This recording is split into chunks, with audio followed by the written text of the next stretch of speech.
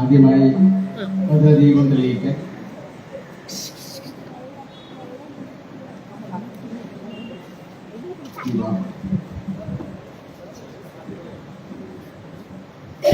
ഭാവബന്ധമൊടു സത്യരൂപനാം ദേവാനിൻ മഹിമയാർന്ന കോവിലിൽ പാവന പ്രഭയും വിളക്കിത സാവധാനമടിയൻ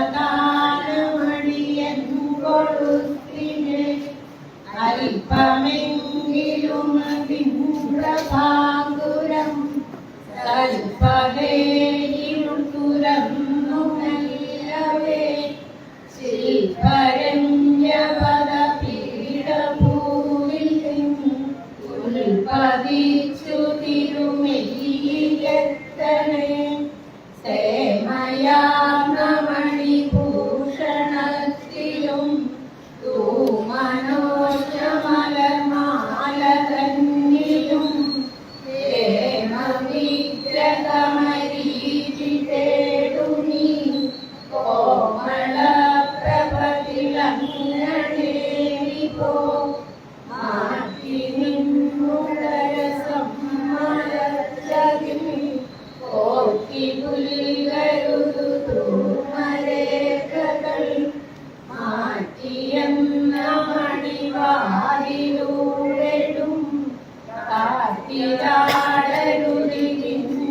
കാന്തലം ചിരിത്തിരിന്നൊളി തെളിഞ്ഞു പൊങ്ങിനെ വാർത്തിലായിരുമെരിഞ്ഞു മേൽക്കുമേൽ നേർത്തദീശമിഴിയഞ്ചിടുന്നതിൻ മൂർത്തി മുൻപു നിഴലിക്കണേ. ഓം ശ്രീനാരായണ പരമഗുരവേ നമഃ.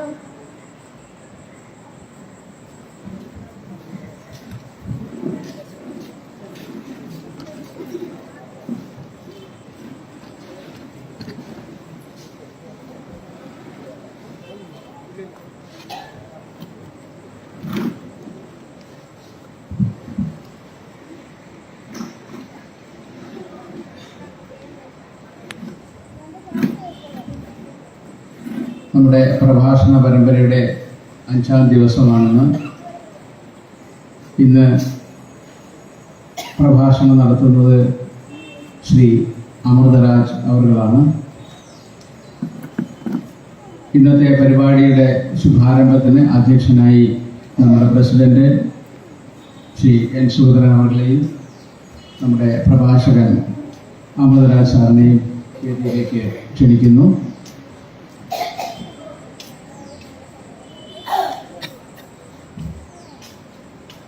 കൂടുതൽ ഒന്നും പറയുന്നില്ല. നമ്മൾ 5ാമത്തെ ദിവസമാണ് ഈ പ്രഭാഷണ പരമ്പര രാമായണ മാസത്തിൻ്റെ ആചരണത്തോട്. നിങ്ങൾക്ക് ഏകദേശം എല്ലാം കുറച്ച് കാര്യങ്ങളിൽ മനസ്സിലാക്കാൻ സാധിക്കുന്നു എന്ന് നമുക്കറിയാം. ഞാനൊന്നും നേടിപ്പിക്കുന്നില്ല. ഏതായാലും ബഹുമാനപ്പെട്ട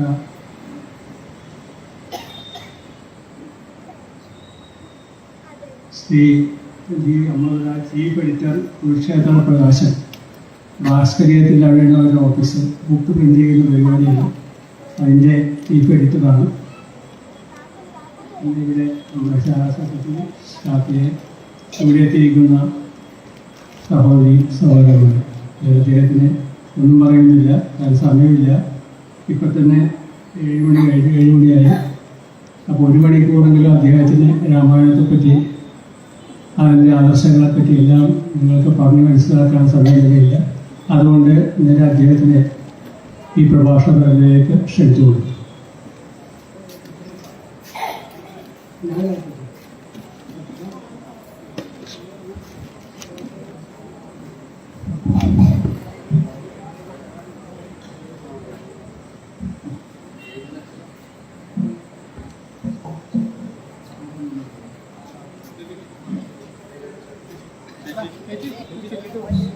നമ്മുടെ പ്രഭാഷണം തുടങ്ങുന്നതിന് മുമ്പ് നമ്മുടെ ചടങ്ങ് തെറ്റിക്കേണ്ട. ഗുരുസ്മരണ നമുക്ക് ഒഴിവാക്കാൻ പറ്റുന്ന കാര്യമല്ല. അപ്പോൾ ഗുരുസ്മരണ ദൈവമേ കാത്തുകൊള്ളുക കവാദിക്ക് ഒരാവിവൻതോണി നിൻപദം ഒന്നൊന്നാരെണ്ണി എണ്ണി തൊട്ടെണ്ണും പൊരുളൊടുങ്ങിയാൽ നിന്നിടും ദൃഗുപോലുള്ള നിന്നിലസ്പന്ദമാകണം അന്യവസ്ത്രാദി മുക്കാതെ തന്നു രക്ഷിച്ചു ഞങ്ങളെ ധന്യരാക്കുന്ന നീ ഒന്നു ഞങ്ങൾക്കു തമ്പുരാൻ ആഴിയും തിരയും കാറ്റും ആഴവും പോലെ ഞങ്ങളും മായയും നിന്മഹിമയും നീയുമെന്നുള്ളിലാകണം നീയല്ലോ സൃഷ്ടിയും സ്രഷ്ടാവായതും സൃഷ്ടിജാലവും നീയല്ലോ ദൈവമേ സൃഷ്ടിക്കുള്ള സാമഗ്രിയായതും നീയല്ലോ മായയും മായാവിയും മായാവിനോദനും നീയല്ലോ മായയെ നീക്കി സായുജ്യം നൽകുമാരനും നീ സത്യം ജ്ഞാനമാനന്ദം നീ തന്നെ വർത്തമാനവും ഭൂതവും ഭാവിയും വേറല്ല ഓതും മൊഴിയും ഓർക്കിൽ നീ അകവും പുറവും നീങ്ങും മഹിമാവാർന്ന നിൻപദം പുകഴ്ത്തുന്നു ഞങ്ങളങ്ങ് ഭഗവാനെ ജയിക്കുക ജയിക്കുക മഹാദേവ ദീനാവനപരായണ ജയിക്കുക ചിദാനന്ദ ദയാസിന്ധോ ജയിക്കുക ആഴമേറും നിന്മഹസാം ആഴിയിൽ ഞങ്ങളാകവേ ആഴണം വാഴണം നിത്യം വാഴണം വാഴണം സുഖം ഓം ശ്രീനാരായണ പരമഗുരവേ നമഃ.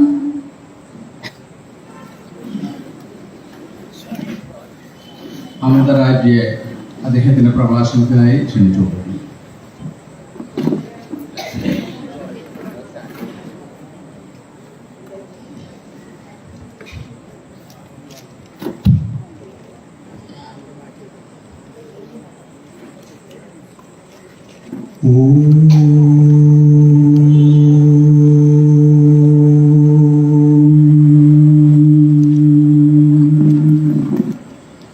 വിശ്വാനി ദേവസ്വവിതരുദുരിതാനി പരാസുവ യദ്ഭദ്രം തന്ന ആസുവ.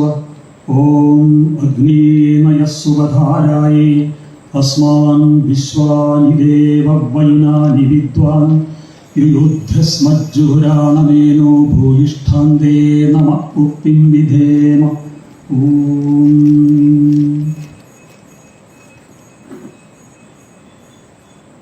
പൊണക്കര ഈ സന്ധ്യ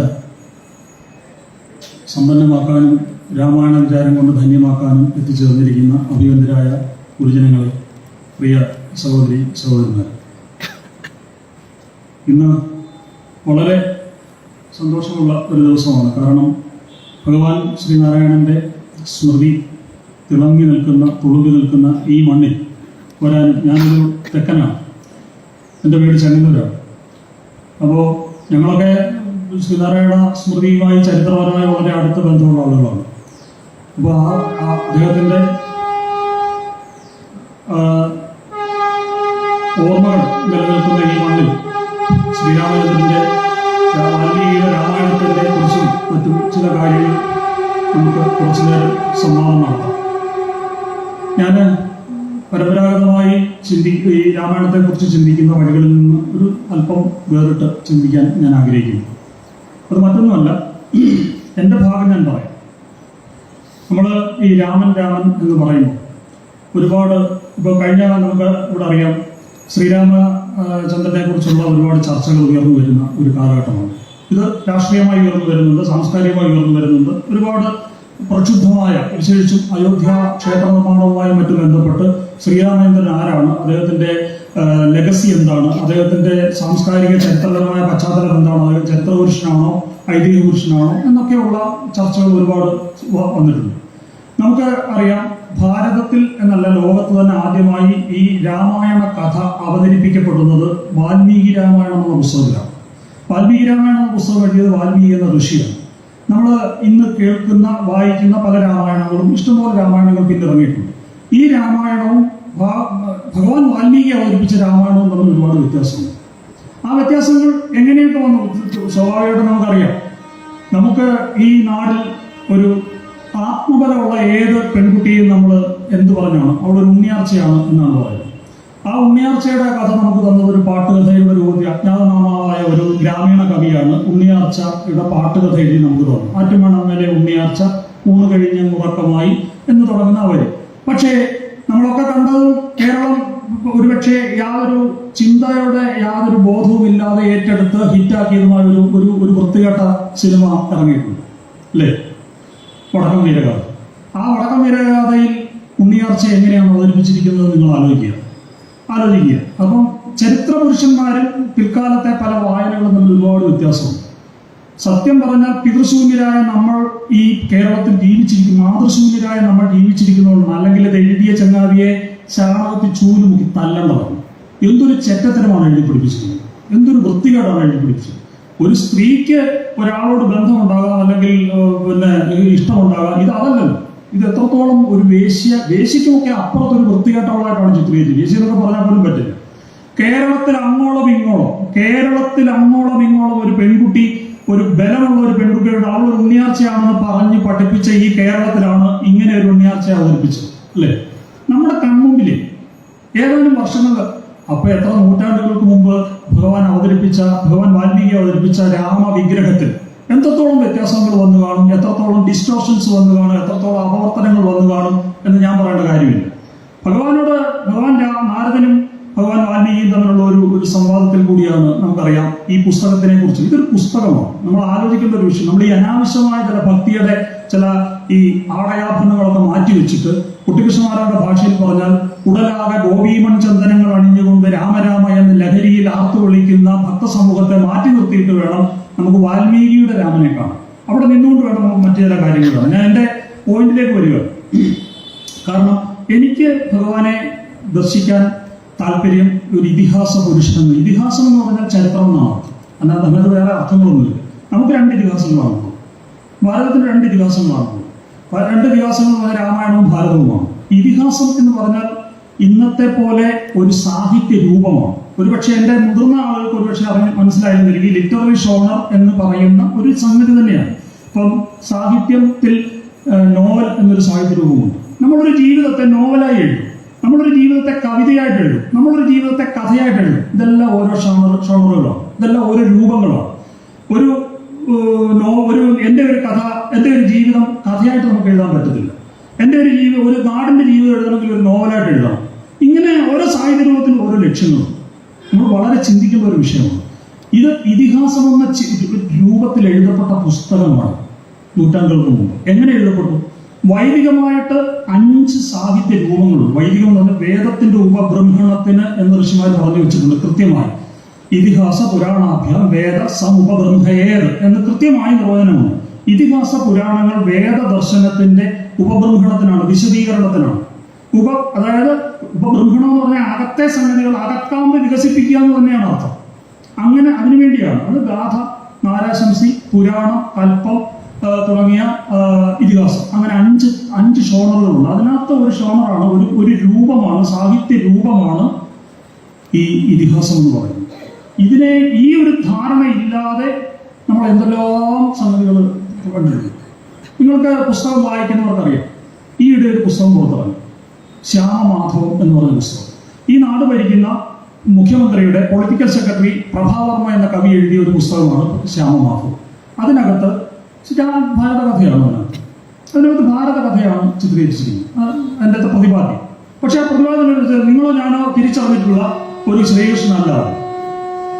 അതിനകത്ത് ശ്രീകൃഷ്ണൻ അമ്പ് കൊണ്ട് അവസാന സമയത്ത് തിരിഞ്ഞു നോക്കുകയാണ് തൻ്റെ ജീവിതത്തിൽ.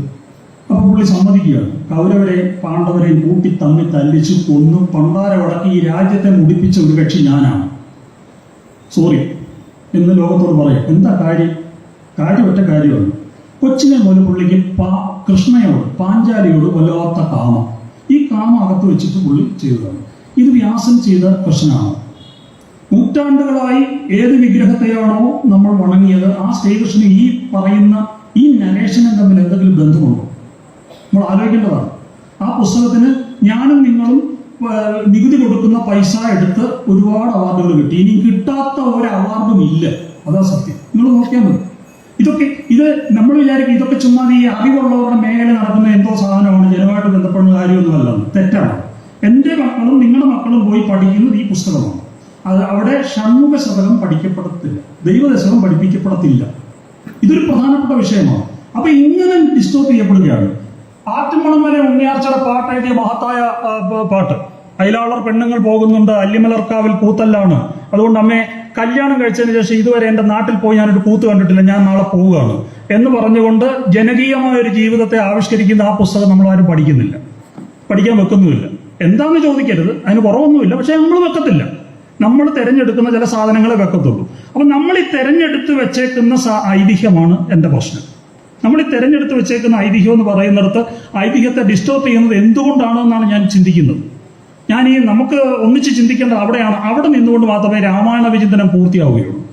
അതാണ് എൻ്റെ മുഖ്യമായ വിഷയം. അപ്പം ഞാൻ പറഞ്ഞു വന്നത്, ഞാൻ വിട്ടുപോവുകയല്ല, ഇതിഹാസം എന്ന സാഹിത്യ രൂപം എന്താണെന്ന് നമ്മൾ മനസ്സിലാക്കണം. ഒരു കോൻവസ്മിൻ സാമ്പ്രതം ലോകെ ഗുണവാൻ കശ്ച വീര്യവാൻ. ഈ ലോകത്ത് ആരാണ് ഗുണവാനും വീര്യവാനുമായിട്ടുള്ളത്? ആ ചോദ്യം തന്നെ പ്രധാനപ്പെട്ടതാണ്. ഗുണമുള്ളവന് വീര്യമില്ല, വീര്യമുള്ളവന് ഗുണമില്ല. ഇത് രണ്ടുകൂടെ ചേരുമ്പോൾ മാത്രമേ ലോകത്തിന് ഗുണമുള്ള മര്യാദ പുരുഷോത്തമൻ ഉണ്ടാകത്തുള്ളൂ. അപ്പൊ അങ്ങനെ കോൻവസ്മിൻ സാമ്പ്രതം ലോകെ ഗുണവാൻ കശ്ച വീര്യ ആരുണ്ട് ഇങ്ങനെ ഒരു കക്ഷി?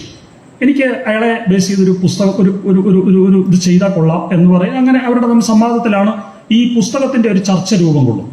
അങ്ങനെയാണ് ആ പുസ്തകം അവതരിപ്പിക്കുന്നത്. അതിനുശേഷം നമുക്കറിയാം, അദ്ദേഹം ഈ ചർച്ചയൊക്കെ കഴിഞ്ഞിട്ട് തമസാ നദിയുടെ അടുത്തേക്ക് മധ്യദിന ഉച്ചക്കലത്തെ അദ്ദേഹത്തിന്റെ ഈ ഋഷിമാർക്കുള്ള വന്ദന പരിപാടികൾക്ക് പോകുന്നു. ആ പക്ഷി വീഴുന്നത് കാണുന്നു.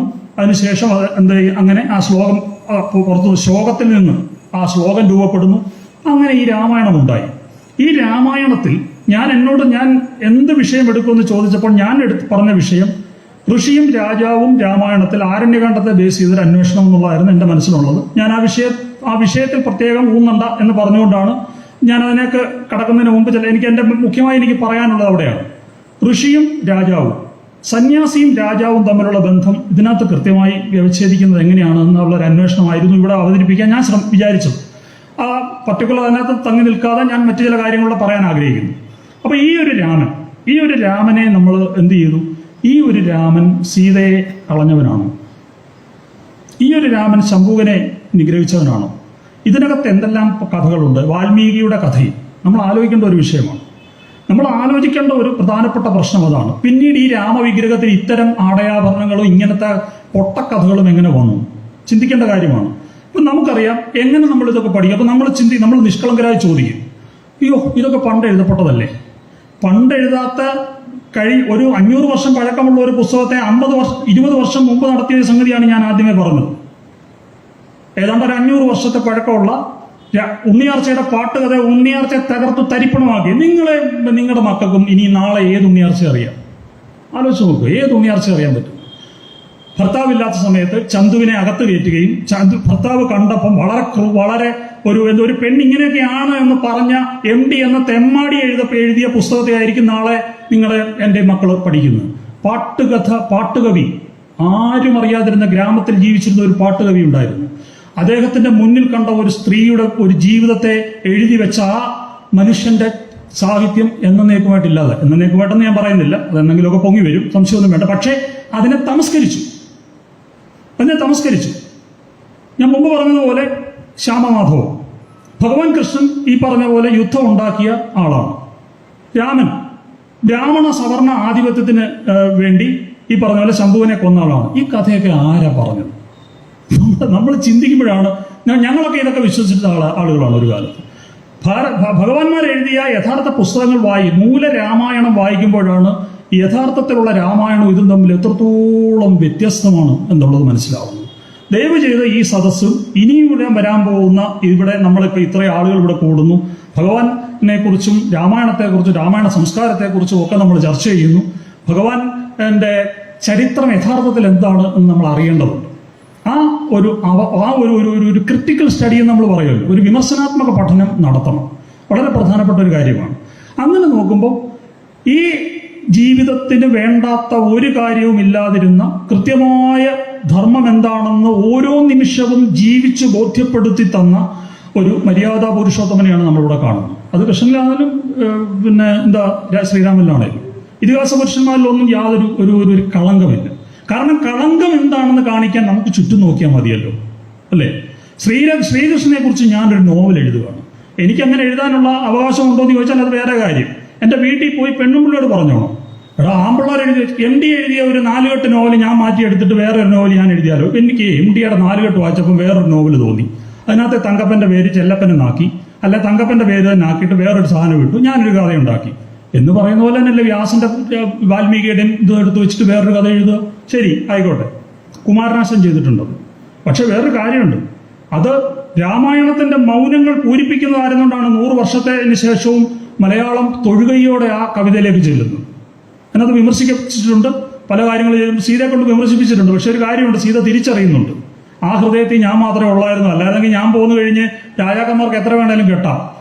ഞാനിന്നിവിടെ ഈ ചിന്ത നടത്തുമ്പോൾ നീ അവിടെ ഏകനായിട്ട് ഈ രാജ്യഭാരത്തിന്റെ തലക്കുത്തുകളൊക്കെ കൊണ്ട് വേദനിച്ച് നീ ഹംസതൂലിയാതയിൽ ഒറ്റയ്ക്ക് കിടക്കുകയായിരിക്കുമെന്ന് ഒന്ന് വേദനിക്കുന്ന ഒരു സ്ത്രീ, ഒരു ഭാര്യ ആണ് ആശാന്റെ കവിത.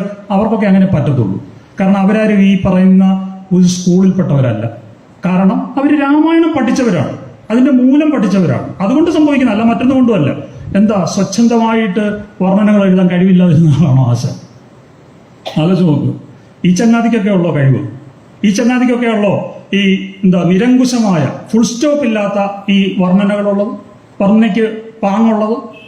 അപ്പൊ ഇതൊക്കെ എന്ന് പറഞ്ഞാൽ എന്താ പറയുന്നത്, ഈ ഒരു അഹങ്കാരം, അതായത് സ്വന്തം അഹങ്കാരങ്ങൾ ഇതിഹാസ കാവ്യ ശരീരത്തിൽ പ്രക്ഷേപിപ്പിക്കുക.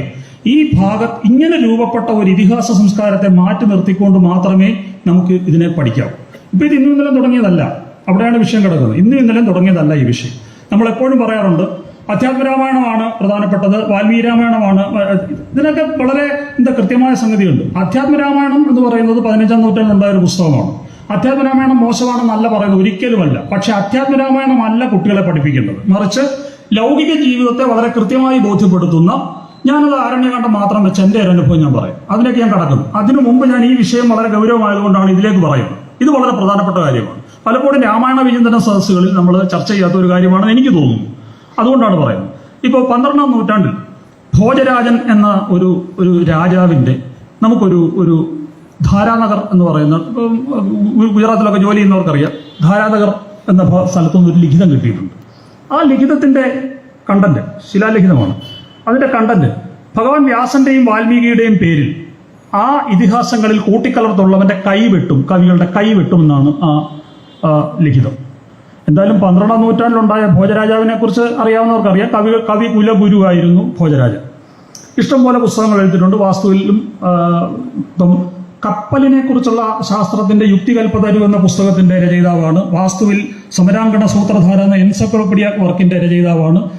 സാഹിത്യത്തിൽ സരസ്വതി കണ്ഠാഭരണം പോലത്തെ മഹാപുസ്തകങ്ങളുടെ രചയിതാവാണ്. അങ്ങനെ രാജഭരണത്തിലും രചനയിലും ഒക്കെ വലിയ ആളായിരുന്നു ഭോജരാജൻ. ആ ഭോജരാജന്റെ ലിഖിതം കിട്ടിയിട്ടുണ്ട്, ധാരാനഗർ ലിഖിതം.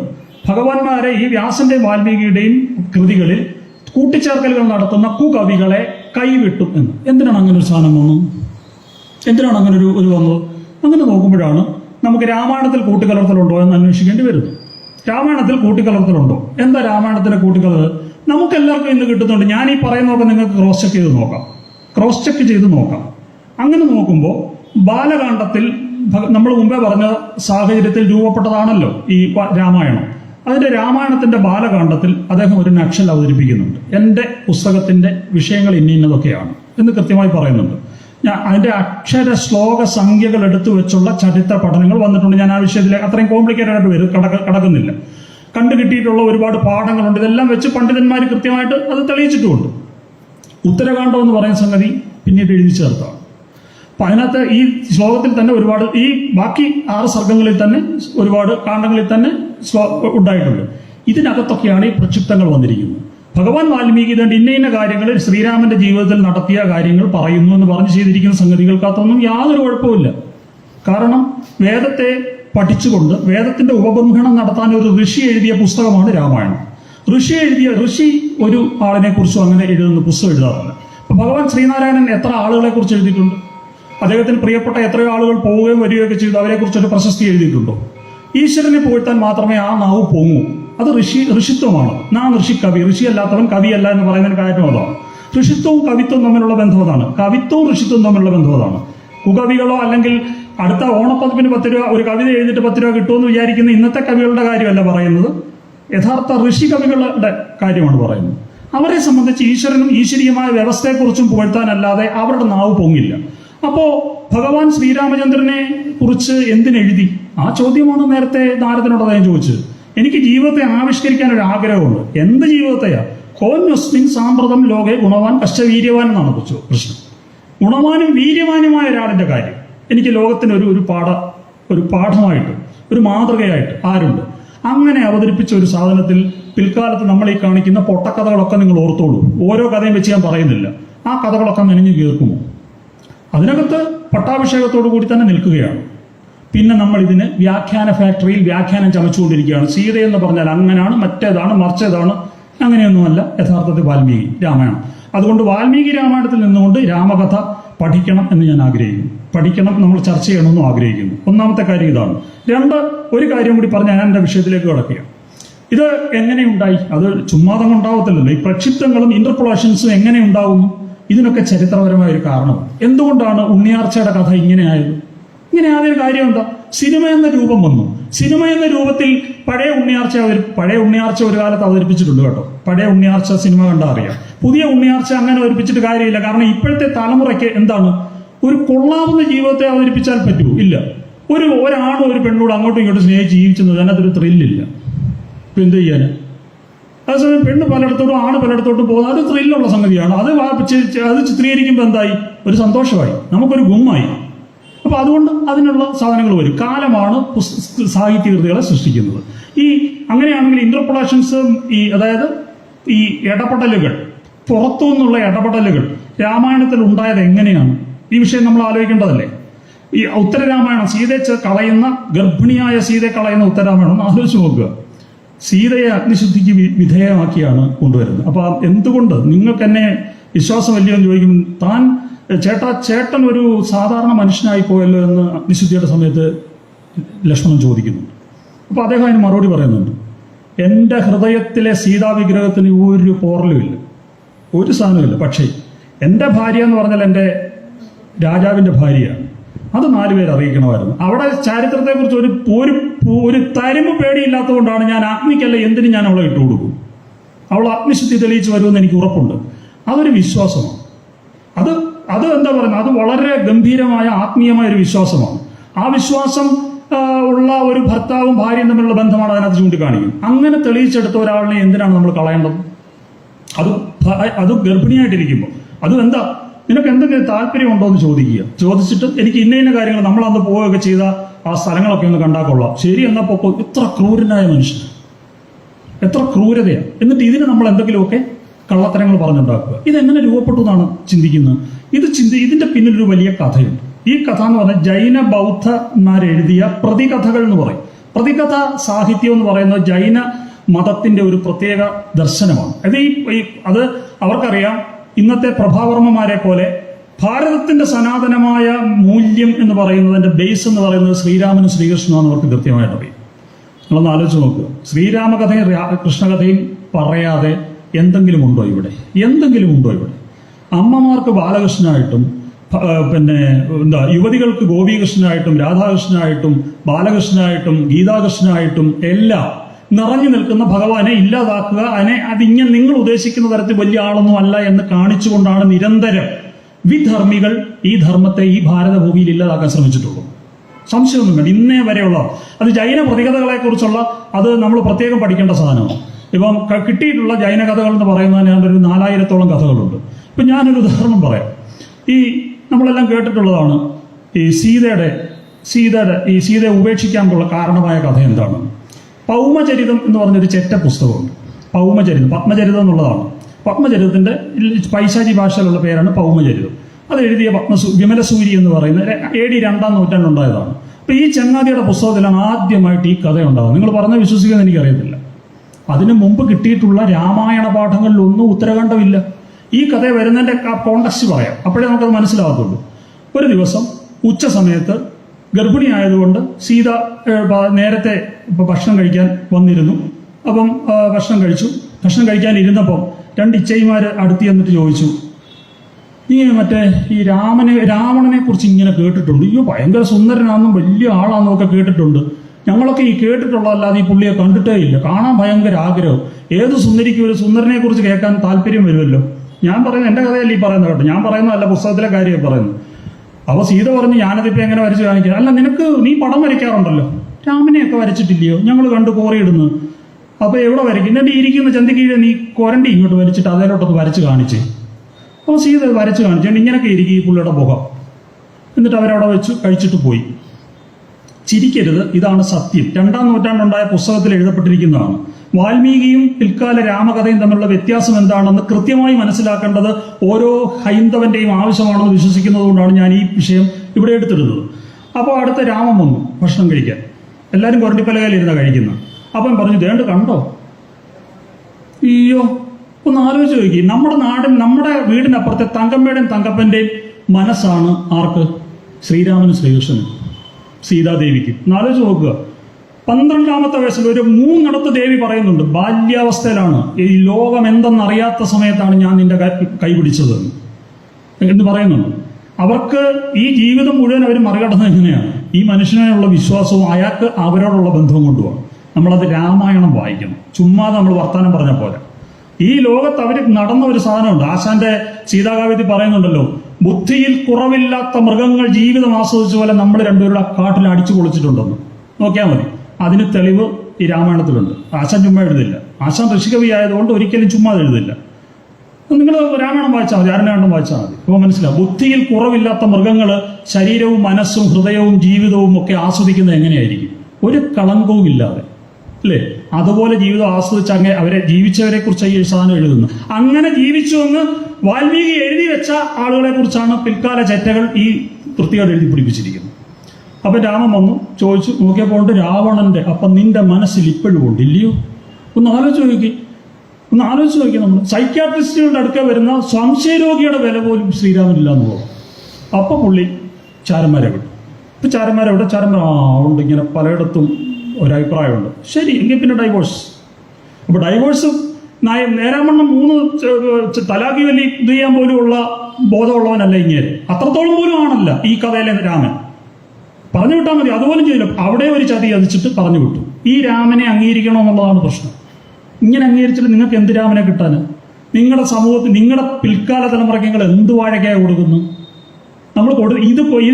നമ്മളെല്ലാവരും പറയാറുണ്ട്, രാമകഥ ആളെ കിട്ടുന്നില്ല. പിള്ളേർ ചോദിക്കുന്നുണ്ട്, കുഞ്ഞു മക്കൾ ചോദിക്കും.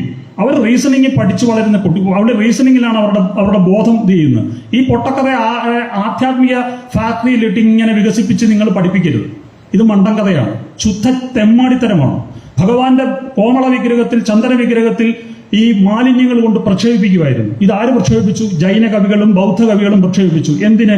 പ്രഭാവർമ്മയ്ക്ക് ഇന്നുണ്ടായ അതേ ആവശ്യം തന്നെ അവർക്കും ഉണ്ടായിരുന്നു.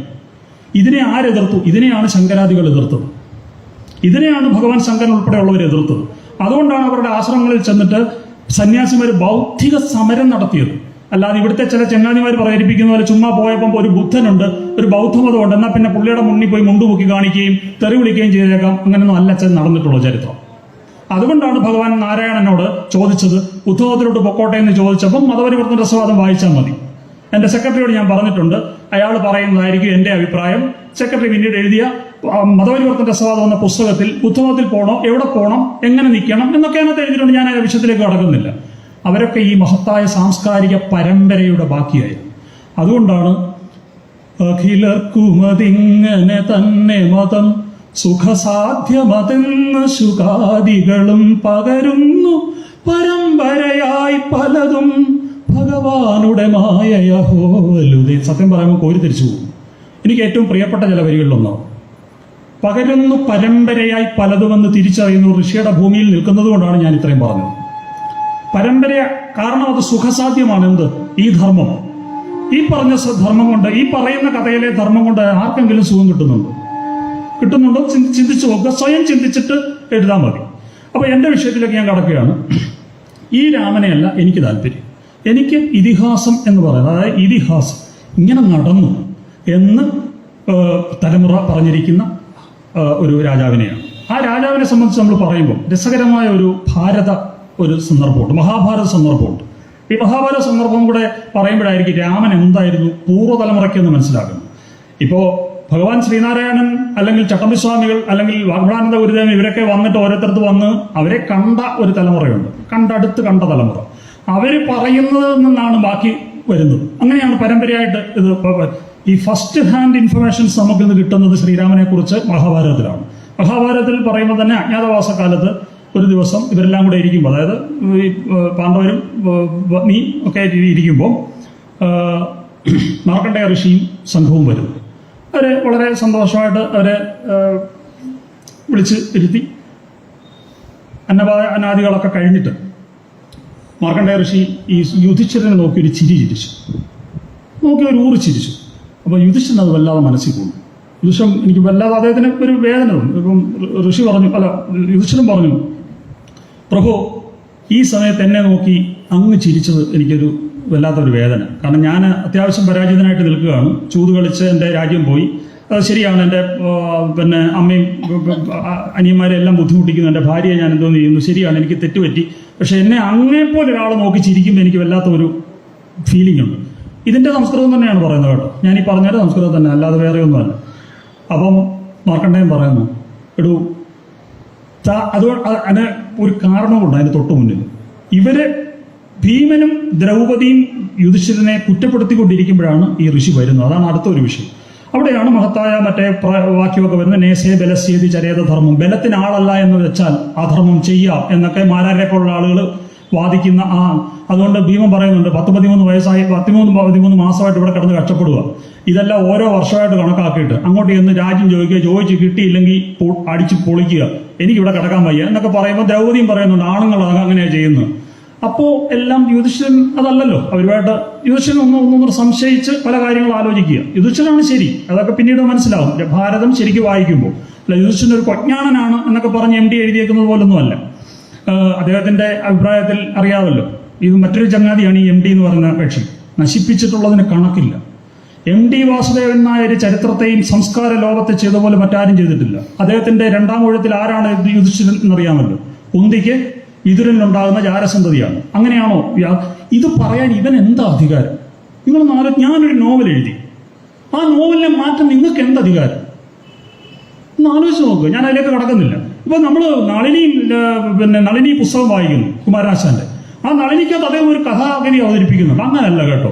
നളിനി വിട്ടിട്ട് ദിവാകരൻ പോകാൻ കാര്യം അപ്പുറത്ത് ഇവർ രണ്ടുപേരുടെ പാഠശാല പോകുമ്പോൾ വേറൊരുത്തന്നെ പ്രേമലേഖനം കൊടുത്തെന്ന് പറഞ്ഞ് ഞാൻ എഴുതിയാൽ എന്താ എന്ന് പറഞ്ഞ പോലെ തന്നെയല്ലേ ഇത്.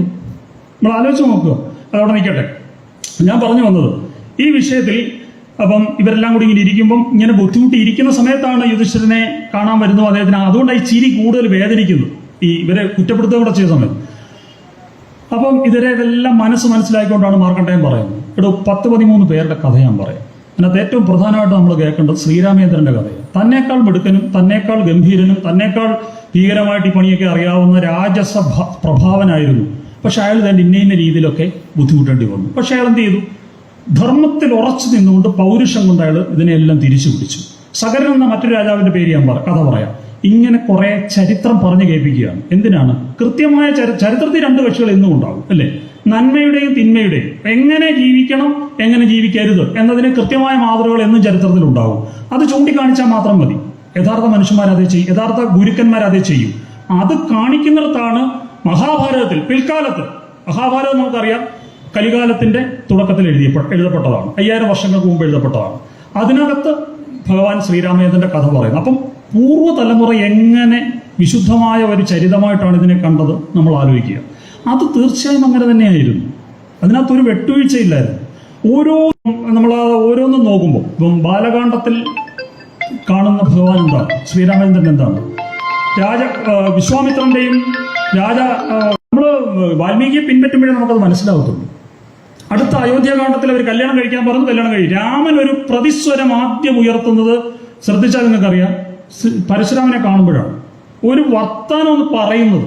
അതുവരെ അവിടുന്ന് വിശ്വാമിത്രനും ഗുരുക്കന്മാരും എല്ലാവരും പറയുന്നത് ചെയ്യുക, അത്ര മാത്രമേ ഉള്ളൂ, വേറെ ഒന്നും ചെയ്തില്ല. അതിനകത്ത് തന്നെ പരശുരാമനെ കാണുമ്പോൾ ആദ്യം വന്നിക്കുകയാണ്. അപ്പൊ നീ ഏതാണ്ട് ശൈവജാപം ഓടിച്ച ഒരാളാണെന്ന് കേട്ടെ, എൻ്റെ ഒരു വൈഷ്ണവ ജാപമുണ്ട്. ഇതൊക്കെ പിന്നീട് തള്ളിക്കയറ്റിയ കഥയാണെന്ന് മറ്റൊരു വിഷയം, അതോടെ ആയിക്കട്ടെ. കാരണം ശൈവന്മാർ വന്നപ്പോൾ വൈഷ്ണവ ഒരു ജാപം കൂടി ഇരിക്കട്ടെ എന്ന് പറഞ്ഞ് ഓരോ ബാണം കൊടുക്കുന്നു. അങ്ങനെയൊക്കെയുള്ള പല ഇടപാടുകളും നമുക്കുണ്ടല്ലോ. എങ്കിലും അതിനകത്ത് പോലും ഈ ഭഗവാന്റെ ഒരു വിഗ്രഹത്തെ നശിപ്പിക്കുന്നില്ല, ആ തിരുസ്വരൂപത്തിന് കളങ്കം ചാർത്തുന്നില്ല. അവിടെ അദ്ദേഹം പറയുന്നു, അങ്ങ് മത്സരിക്കാൻ ആവശ്യപ്പെടുകയാണെങ്കിൽ ഞാനൊരു ക്ഷത്രിയനാ, എനിക്ക് പിന്മാറാനൊക്കത്തില്ല. കാരണം അതെനിക്കൊരു നാണക്കേടായിട്ട് തോന്നുന്നു. അസ്ത്രവിദ്യയൊക്കെ അല്പസ്വല്പം ഞാനും പഠിച്ചിട്ടുണ്ട്, ഞാൻ ശ്രമിക്കാം എന്ന് പറഞ്ഞാൽ ചെയ്യുന്നു. അത്രയും വിനയത്തോടു കൂടിയാണ് ഓരോരുത്തരോട്. രാമന്റെ ശബ്ദം തന്നെ നമുക്കറിയാമല്ലോ, മനുഷ്യനെ രമിപ്പിക്കുന്നവനാണ് രാമൻ. അവിടത്തേക്ക് എന്താണ്, ഈ എതിർപ്പുകൾ ആരോടുമില്ല. അദ്ദേഹത്തിനുള്ള അധർമ്മത്തിനോട് മാത്രമാണ്. അത് നിരന്തരം ബോധ്യപ്പെടുത്തുകയാണ്. ഇപ്പം അത് കഴിയുമ്പം ഈ ആരണ്യകാണ്ഡത്തിന് മുമ്പ് അയോധ്യാകാണ്ഡത്തിന്റെ അവസാനം നമ്മൾ വായിക്കേണ്ടതാണ്. ഇപ്പൊ ഗുഹനുമായും മറ്റും ബന്ധപ്പെട്ട് നിൽക്കുന്ന ഒരു ചരിത്രം എന്ന് പറയുന്നത് അത് നമുക്ക് ഈ കഥയിലെ പൊട്ടത്തരം ആവശ്യമില്ലാത്ത ഭക്തി കയറ്റിയാൽ നമുക്ക് ആ വികാരം മനസ്സിലാകും. ഒരു കാട് മുഴുവൻ അദ്ദേഹത്തിന്റെ അയോധ്യയുടെ സാമന്തരാജ്യമാണ് ഈ ശൃംഗിവേരിപുരം എന്ന് പറയുന്നത്. ദണ്ഡകാരണ്യത്തിന്റെ അക്കരയാണ്. അവിടുന്ന് ഒരു നദി കടന്നാൽ ദണ്ഡകാരണ്യം, അതായത് ആരണ്യകാണ്ഡം കടന്നു. അതായത് ഭാരതത്തിന്റെ ഒരു ജോഗ്രഫി നമ്മളെ ഇങ്ങനെ വരച്ചു കാണിക്കുകയാണ്, അല്ല നിസ്സാരമായൊരു സംഗതിയല്ല. അപ്പൊ അത് അവിടെ ചെല്ലുന്നു, ഗുഹനോട് സംസാരിക്കുന്നു, ഒരു ദിവസങ്ങൾ കഴിയുന്നു. അമ്മമാര് വരുന്നു, അയോധ്യ മൊത്തം വരുന്നു. വന്നിട്ട് പറയുമ്പോൾ നമുക്കറിയാമല്ലോ, അദ്ദേഹം പറയും നിങ്ങളത് തിരിച്ചു പോകും, ഞാൻ എൻ്റെ ഏറ്റ പ്രതിജ്ഞ, എൻ്റെ അച്ഛന് നാണക്കേടാവും, എൻ്റെ അച്ഛന് നാണക്കേടാവും, എനിക്കൊരു ബുദ്ധിമുട്ടുമില്ല ജീവിക്കാൻ എന്ന് മാത്രമല്ല. നമ്മൾ ആലോചിക്കേണ്ട ഒരു വിഷയമുണ്ട്. ഇവരെല്ലാം പറയുമ്പോഴും ഈ വിച്ഛിന്നമായ അഭിഷേകം നടക്കുമ്പം അദ്ദേഹം എടുക്കുന്ന ഒരു സമീപനം ആലോചിക്കുക. മുഴുവൻ സമീപനവും രാജ്യം, നമ്മുടെ പിതാക്കന്മാരെ കഷ്ടപ്പെട്ടുണ്ടായിക്കൊണ്ടുവന്ന ഒരു ക്വാളിറ്റി, ഒരു സോഷ്യൽ ഓർഡർ ഇവിടെ ഉണ്ട്. അത് മുടിയും.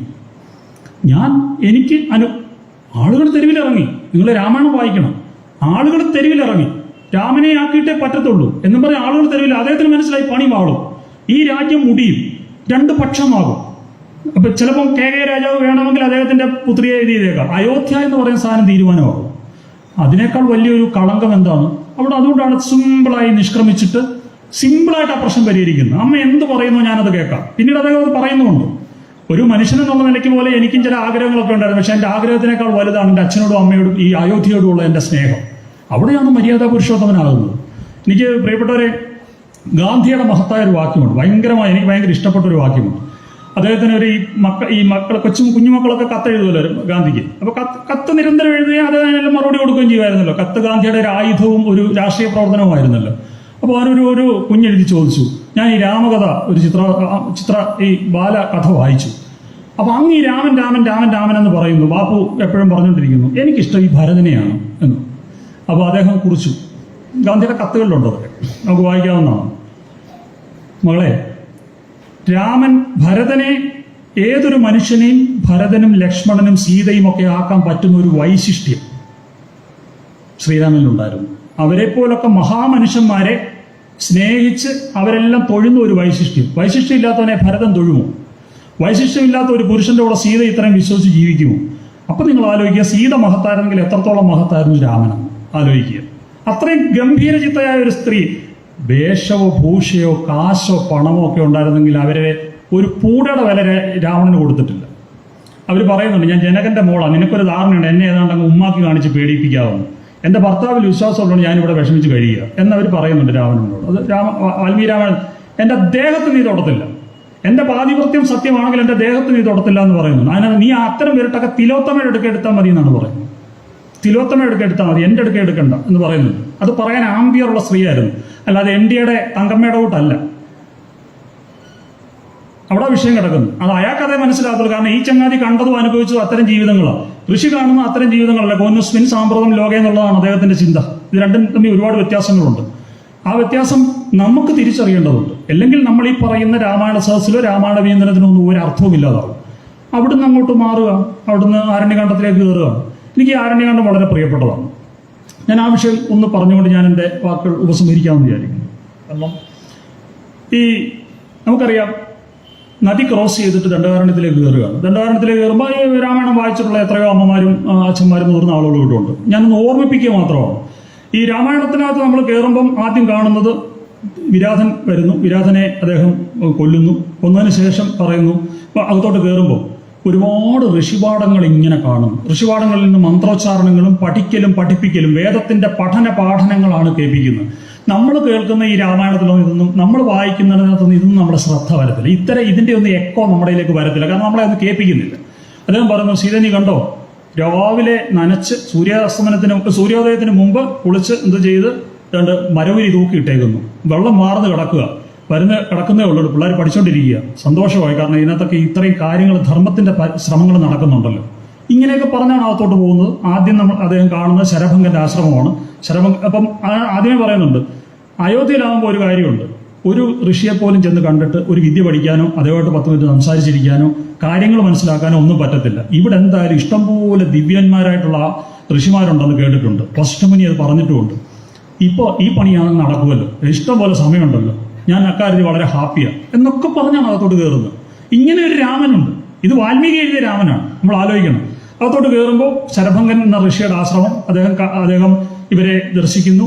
അദ്ദേഹം ഞാൻ സമാധി പോകാനിരിക്കുകയായിരുന്നു, അതൊക്കെ നിങ്ങൾക്കറിയാം. അതിനുശേഷം സുധീഷ്ണൻ എന്ന ഋഷിയുടെ ആശ്രമത്തിലേക്ക് ചെല്ലുന്നു. ഒരുപാട് ഋഷിമാരുടെ ആശ്രമം. ഈ ഋഷിമാരുടെ ആശ്രമത്തിനിടയ്ക്ക് ഒരു സംഭവം നടക്കുന്നുണ്ട്. വളരെ രസകരമായ ഒരു സംഗതിയാണ്. ഈ ആശ്രമത്തിനകത്തേക്ക് ചെല്ലുമ്പോൾ ഒരു പറ്റം സന്യാസിമാർ അദ്ദേഹത്തെ വന്ന് കാണുന്നതാണ്. ഒരു പറ്റം. എന്നിട്ട് അവരുടെ ഒരു സെൽഫ് ഇൻട്രൊഡക്ഷൻ ഉണ്ട്. ഇതൊക്കെയാണ് പച്ച രാമായണം. സെൽഫ് ഇൻട്രൊഡക്ഷൻ ഉണ്ട്. പ്രഭു, അങ്ങ് ഇവിടെ വന്നിരിക്കുന്നത്, അങ്ങ് അയോധ്യയുടെ രാജകുമാരനാണ്. 1/6 നികുതി ഞങ്ങളിൽ നിന്നും അങ്ങ് ഈടാക്കുന്നുണ്ട്. നിങ്ങളുടെ രാജസ്ഥാനം ഈടാക്കുന്നുണ്ട്. അതുകൊണ്ട് ഈ പറയുന്നത് കേൾക്കാൻ നിങ്ങൾക്ക് ബാധ്യതയുണ്ട്. നിങ്ങൾ ആലോചിക്കണം. ഇപ്പം ചില ചങ്ങാതിമാര് രാവണൻ എന്ന് പറയുന്നത് ദ്രാവിഡനാണ്, മറ്റേതാണ്, മറിച്ചാണ്, ആര്യന്റെ കടന്നുകയറ്റമാണ്, മാങ്ങാത്തിരിയാണെന്നൊക്കെ പറയുന്നത് രാമായണം വായിച്ചിട്ടില്ല. അവിടെ അത് പ്രശ്നം കിടക്കുന്നു. അയോധ്യയുടെ പ്രാന്തപ്രദേശം, അത് രാമൻ പലയിടത്ത് പറയുന്നുണ്ട്. ഇവിടുത്തെ ഓർഡറുമായി ബന്ധപ്പെട്ട എനിക്ക് ചില ഉത്തരവാദിത്തങ്ങളുണ്ട്. അപ്പം അതുകൊണ്ടാണ് ഞാൻ നിങ്ങളോട് പറയുന്നത്, ഇവിടെ സമാധാനമായിട്ട് ജീവിക്കുകയായിരുന്നു ഞങ്ങൾ. അഗസ്ത്യ ഋഷി ഇവിടെ പഠന വ്യവസ്ഥകൾ കെട്ടിപ്പൊക്കുകയും ഇവിടെ ഇരുന്ന് പഠിക്കാൻ, ഞങ്ങളിൽ യോഗാഭ്യാസികളുണ്ട്, ഞങ്ങളിൽ ജപം മാത്രം ചെയ്യുന്നവരുണ്ട്, ഞങ്ങളിൽ വായു മാത്രം ഭക്ഷിച്ച് തപസ്സനുഷ്ഠിക്കുന്നവരുണ്ട്, ഞങ്ങളിൽ നാമജപം മാത്രം നടത്തുന്നു. നിങ്ങളത് നോക്കിയാൽ മതി. അവിടെ ഒരു 10-16 സിസ്റ്റങ്ങൾ. ഞാൻ ആലോചിക്കുകയായിരുന്നു, നമ്മൾ ഇന്ന് കാണുന്ന പല യോഗ അഭ്യാസ സമ്പ്രദായങ്ങളും അതിനകത്ത് പരാമർശിതമാവുന്നുണ്ട്. ഇതൊക്കെയുണ്ട്. പക്ഷെ അതുകൊണ്ട് രാജാവ് ലങ്കയിൽ നിന്ന് അവരൊരു ജനസ്ഥാനം എന്ന വാക്കാണ്, ഒരു ടൗൺഷിപ്പ് ഉണ്ടാക്കിയെടുക്കാൻ ശ്രമിക്കുന്നു. അവർക്ക് അവരുടെ ഒരു സിസ്റ്റമുണ്ട്. അവർക്ക് വേദജ്ഞന്മാരായ ബ്രാഹ്മണര് മറ്റാളുകളും വേദപണ്ഡിതന്മാരില്ലാതാവണം. മുനിമാരെ അവർ ആക്രമിക്കുന്നു. വേദം പഠിപ്പിക്കരുത് എന്ന് പറയുന്നു. അവര് സംഗതികളെ കൊന്നു തിന്നുന്നു. മാംസം അറുത്ത് യജ്ഞത്തിന് ഹോമിക്കുന്നു. ഇതാണ് വിഷയം. നിങ്ങൾ ആലോചിച്ച് നോക്കുക. ഒരു 2 വർഷം മുമ്പ് ഭഗവാൻ ശ്രീനാരായണനും വാഗ്ദാനന്ദ സ്വാമിയൊക്കെ എന്തിനെയാണോ ഹിംസ നിർത്തിയത്, ഈ കൊല്ലല്, കോഴിവെട്ട് ഇല്ലാഞ്ഞതുകൊണ്ട് കേരളത്തിന്റെ ആത്മചൈതന്യം കുറഞ്ഞതുകൊണ്ട് 10,001 കോഴിയെ വെട്ടി ഈ കൊടുങ്ങല്ലൂരിൽ വെട്ടുകയും അമ്മയ്ക്ക് നിവേദിക്കുകയും അങ്ങനെ ഈ കേരളത്തിന്റെ ആത്മചൈതന്യത്തെ തിരിച്ചു പിടിക്കുകയും ചെയ്യും എന്ന് പറഞ്ഞുകൊണ്ട് താന്ത്രിക രംഗത്തിറങ്ങി നിങ്ങൾ ആരെങ്കിലും ഓർക്കുന്നുണ്ടോ എന്ന് എനിക്കറിയില്ല. അപ്പൊ ഞാൻ ആലോചിച്ച ഒരു സംഗതി, ചെന്നിടത്തെല്ലാം കോഴിയെ വെട്ടുന്ന ചങ്ങാതിമാരെ പിടിച്ച് മാറ്റി ഒരു സ്വാമി ഇവിടെ ജീവിച്ചിരുന്നല്ലോ. ഈ പുള്ളിയാണോ ശരി, ഈ പുതിയ പുള്ളിയാണോ ശരിയെന്ന് എങ്ങനെ അറിയാൻ പറ്റും? എനിക്ക് സംശയമില്ല. എനിക്ക് സംശയമൊന്നുമില്ല. അത് വേറെ കാര്യം.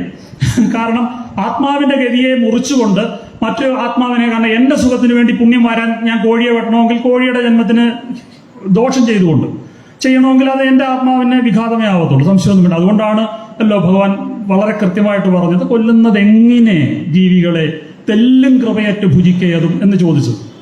അദ്ദേഹത്തിന്റെ വാക്കുകളുടെ കാഠിന്യം, അദ്ദേഹത്തിന്റെ ഗൗരവമായ സുപ്രീം പൊയറ്റിക് അട്ടറൻസ്, പരമോച്ച കാവ്യഭാഷയുടെ ഒരു കട്ടിയില്ലാതാ ചോദിക്കുന്നത് ഈ കവിതയിൽ. കൊല്ലുന്നത് എങ്ങനെ ജീവികളെ തെല്ലും കൃപയറ്റ് ഭുജിക്കുക എന്ന് ചോദിച്ചതാ. ഈ പുള്ളിയാണോ ശരി, ഈ മലബാരി ബാബയാണോ ശരിയെന്ന് ഉറച്ചു ചോദിക്കാനുള്ള ആമ്പയർ ഇല്ലാത്തടത്തോളം കാലം ഈ ഹിന്ദു സമുദായം കുടം പിടിക്കാൻ പോകുന്നില്ല. അതും ശരി, ഇതും ശരി, എല്ലാം ശരി. എൻ്റെ അമ്മൂമ്മ ഒരു വർത്താനം പറയും, അച്ഛനും ചിറ്റപ്പനും കൂടെ ഒരാളുടേതാവാൻ ഒക്കത്തില്ല എന്ന്. ഞങ്ങളുടെ അമ്മയുടെ ഒരു പഴയ ഉണ്ടെങ്കിൽ എന്തെങ്കിലും കുഴപ്പമുണ്ടെന്ന് അർത്ഥം. ഒന്നില്ല അച്ഛനല്ല ചിറ്റപ്പൻ, അല്ലാതെ രണ്ടുകൂടെ ആകാൻ ഒക്കത്തില്ലല്ലോ.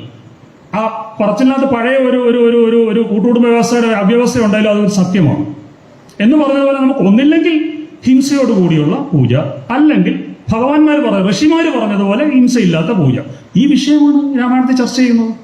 ഈ വിഷയങ്ങളൊക്കെയാണ് രാമായണത്തിൽ ചർച്ച ചെയ്യുന്നത്. ഇത് നിരന്തരം നിങ്ങൾ ആരണ്യകാണ്ഡം മൊത്തം വായിച്ചു നോക്കൂ, ഇത് മുഴുവനാണ്. ഇത് ലാസ്റ്റില് 10 വർഷങ്ങൾക്ക് ശേഷം 10 വർഷങ്ങൾക്ക് ശേഷം എന്നാണ് എൻ്റെ ഓർമ്മ കേട്ടോ. 13 വർഷത്തിനകത്ത് 10 വർഷം തികയുമ്പോഴാണെന്നാണ് ഒന്നുകൂടെ ചെക്ക് ചെയ്യണം. അഗസ്ത്യനെ സന്ദർശിക്കും. ആ മഹാഋഷിമാരെ കാണുന്നതിന്റെ അവസാനം ഇതാണ് അഗസ്ത്യനെ കാണുന്നത്. അഗസ്ത്യൻ പറയുന്നു, ഞാൻ വളരെ സമാധാനപരമായിട്ട് ഈ ആരണ്യത്തിന്റെ ശാന്തതയിൽ കുറച്ച് കുഞ്ഞുങ്ങളെ സെറ്റപ്പാക്കി എടുക്കാനുള്ള, പഠിപ്പിച്ച് കൃത്യമാക്കി എടുക്കാനുള്ള ഒരു വ്യവസ്ഥ ഞാൻ ഉണ്ടാക്കിയതാണ്. ഈ ജനപദം, ഈ കാട് നേരത്തെ കാടല്ലായിരുന്നു. ഇത് മറ്റു ചില കാരണങ്ങൾ കൊണ്ട്, ഈ ആളുകളുടെ ദുരിതം കൊണ്ടും ദോഷം കൊണ്ടും ഒക്കെ ഇത് കാട് ഇങ്ങനെ ആയതാണ്. ഇവിടെ ആളുകളും ഒക്കെ ഇങ്ങനെ ഇല്ലാതായതാണ്. പിന്നെ ഞാൻ സെറ്റപ്പാക്കി എടുക്കാൻ ശ്രമിച്ച, പക്ഷേ മുഴുവൻ തകർത്തുകൊണ്ടുകൊണ്ട് രാവണനും കൂട്ടരും ഖരനും തൃശ്ശിരസും എല്ലാം വന്നു കിടന്ന് കളി നടത്തുകയാണ്.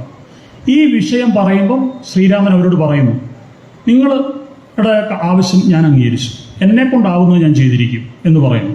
ഇത് പറഞ്ഞിട്ടാണ് സുധീഷ്ണന്റെ ആശ്രമത്തിലേക്ക് പോകുന്നത്. ഇങ്ങനെ പല കാര്യങ്ങൾ അവിടെ വെച്ചും പലരും അദ്ദേഹത്തെ വന്ന് കാണുന്നു. സുധീഷ്ണന്റെ ആശ്രമത്തിൽ കഴിഞ്ഞിട്ട് അദ്ദേഹം പറയുന്നു, അപ്പോൾ അത് ഇവിടെ താമസിക്കണം, നിങ്ങൾ ഇവിടെ സുഖമായിട്ട് നിങ്ങൾക്ക് താമസിക്കാം എന്നൊക്കെ പറയാം. സുധീഷ്ണൻ പറയുമ്പോൾ അദ്ദേഹം തിരിച്ചു പറയുന്നുണ്ട്, പ്രഭു, എനിക്ക് എൻ്റെ ജീവിതത്തിൽ കിട്ടിയൊരു വലിയ ഭാഗ്യമാണ്. ഒരുപാട് ആളുകളെ, അങ്ങേപ്പോലുള്ള പല ആളുകളെ കാണാനുണ്ട്. ഞാനത് ഇന്ന് കറങ്ങി നടക്കട്ടെ, എല്ലാവരെയും ഒന്ന് കാണാൻ പറ്റുമല്ലോ. മാത്രമല്ല കാടിൻ്റെ വ്യവസ്ഥയും മറ്റും കാര്യങ്ങളും അറിയാനും പറ്റും. മാത്രമല്ല ഞാൻ ഇവിടെ താമസിക്കുന്നു എന്നറിഞ്ഞാൽ എൻ്റെ നാട്ടിൽ നിന്ന് ആൾ വരും, അത് അങ്ങേക്ക് ബുദ്ധിമുട്ടുണ്ടാകും. പിന്നെ അടുത്തൊരു വിഷയം, ഞങ്ങൾ ക്ഷത്രിയന്മാരാണ്. ചിലപ്പോൾ അറിയാതെ മൃഗയ്ക്ക് വല്ലതും പെട്ട് ഏതെങ്കിലും ഒരു ആരെങ്കിലും അമ്പ് ചെയ്ത് കൊന്നാൽ അഹിംസാവാദിയായ അങ്ങയ്ക്ക് അത് വലിയ വിഷമം ഉണ്ടാക്കും. അത് ഞങ്ങൾക്കൊരു ഗുരുദോഷമാകും. അതുകൊണ്ട് ഞങ്ങൾ ഇവിടെ താമസിക്കുന്നത് ശരിയല്ല. ഇവിടെ വേദപഠനം നടത്തുന്നവരും അതിനനുസരിച്ച് ജീവിക്കുന്ന ചര്യയിൽ നിൽക്കുന്നവരും പഠിച്ചാൽ മതി, താമസിച്ചാൽ മതി, ഞങ്ങൾ മാറി താമസിച്ചു. അത് ശരി, ഓക്കെ. എന്തായാലും നിന്റെ ഈ വാസം കഴിയുമ്പോൾ, കാനനവാസം കഴിയുമ്പോൾ ഇന്ന ദിവസം എനിക്ക് തിരിച്ചു വരണം, 10 വർഷം കഴിയുമ്പോൾ തിരിച്ചു വരണം എന്ന് പറയും. 10 12 വർഷം കഴിയുമ്പോൾ തിരിച്ചു വരണമെന്ന് പറയുന്നു. അത് കഴിഞ്ഞ് അദ്ദേഹം വരുന്നുമുണ്ട്.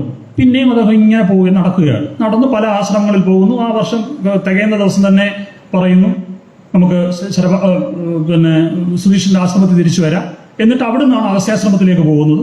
ഈ പോകുന്ന വഴിക്ക് വളരെ രസകരമായ ഒരു സംഗതി, ഈ പോകുന്ന വഴിക്ക് സീത ഒരു ചോദ്യം ചോദിക്കും. അവര് ഈ ഇതിനെ വെട്ടി പാത ഒരുക്കി ലക്ഷ്മണൻ മുന്നേ നടക്കുകയാണ്. വല്ലാത്ത സജീവമായ ജീവിത ചിത്രങ്ങൾ. എങ്ങനെ ഈ സ്ത്രീയും പുരുഷനും ഇത്രയും സ്നേഹിച്ചതെന്ന് നമുക്ക് ആരണ്യകാണ്ഡത്തിലെ മനസ്സിലാവത്തുള്ളൂ. കാരണം ഈ കൈമെയ് മറന്ന് ഒന്നിച്ചു നിന്ന് ജീവിതത്തിന്റെ ഈ വേദനകളെയും വിഷമങ്ങളെയും, ഈ സമ്പത്തിന്റെയും കാശിന്റെയും കുത്തല്ല, മറിച്ച് ജീവിതത്തിന്റെ വിഷമങ്ങളെ നേരിടുന്ന സ്ത്രീയും പുരുഷനും വല്ലാത്തൊരു ബോണ്ടേജ് ഉണ്ടാവുമല്ലോ. അത്തരം ഒരു ഹൃദയത്തിന്റെയും രക്തത്തിന്റെയും മാംസത്തിന്റെയും എല്ലാം ഒരു ഇഴുക്കമായിരുന്നു അവരുടെ ജീവിതത്തിനുണ്ടായിരുന്നത്. അതുകൊണ്ടാണ് ഞാൻ ആദ്യം അത്രയും തെറി പറഞ്ഞത് നിങ്ങൾ മനസ്സിലാക്കണം. അല്ലാതെ ഈ ക്ഷേത്രസന്നിധിയിൽ ഇത്രയും പറയരുത്. പക്ഷെ ഇത് പറയാതെ എങ്ങനെ ഇരിക്കും? എന്ത് ചെയ്യും? ഈ പൊട്ടക്കഥ തന്നെ വീണ്ടും പറഞ്ഞു. എന്നിട്ട് അതിന് ആധ്യാത്മിക വലിയ തലങ്ങൾ. സീത എന്ന് പറഞ്ഞാൽ അതാണ്, രാമൻ എന്ന് പറഞ്ഞാൽ ഇതാണ്. ഇതൊന്നുമല്ല ചങ്ങാതിമാരെ. ഈ മനുഷ്യനായി ഈ പ്രപഞ്ചത്തിൽ ജീവിച്ചിരുന്ന ഒരു ചങ്ങാതിയെ കുറിച്ച് ഇത് പറയുന്നു. മനുഷ്യനായ എനിക്കത് മനസ്സിലാക്കുകയും വേണം. മനുഷ്യനായ നിങ്ങൾക്കത് മനസ്സിലാക്കണം. എന്തിന്?